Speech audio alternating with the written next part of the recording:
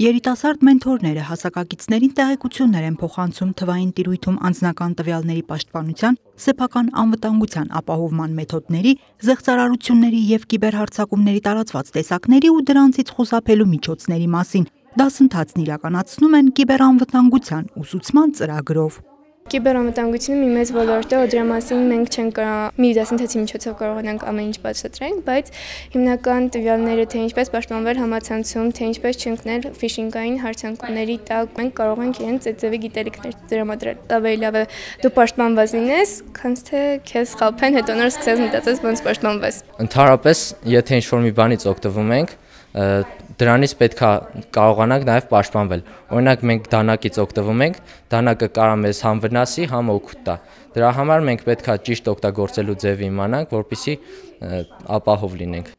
Միացյալ Թագավորության կառավարության կողմից ֆինանսավորվող ծրագիրն իրականացնում են ՅՈՒՆԻՍԵՖ-ը և ձեռնարկությունների ինկուբատոր հիմնադրամը Գյումրու և Վանաձորի տեխնոլոգիական կենտրոնների միջոցով։ Կիբերանվտանգությանն ուղղված ծրագիրն ունի 12-ից 18 տարեկան շուրջ 300 մասնակից տարբեր մարզերից։ Քանի որ հատկապես այս տարիքային խմբի երիտասարդները շատ են առնչվում համացանցի հետ, շատ են իրենց անձնական տվյալները տալիս թվային տիրույթում, ուստի կարևոր է հենց այս տարիքային խմբի հետ անցկացնել, որպեսզի նրանք եւս կարողանան հակադարձ ուսուցման միջոցով իրենց ընկերներին սովորեցնել, իրենց ուսուցիչներին, դպրոցներում համապատասխան ծրագրերի շրջանակում։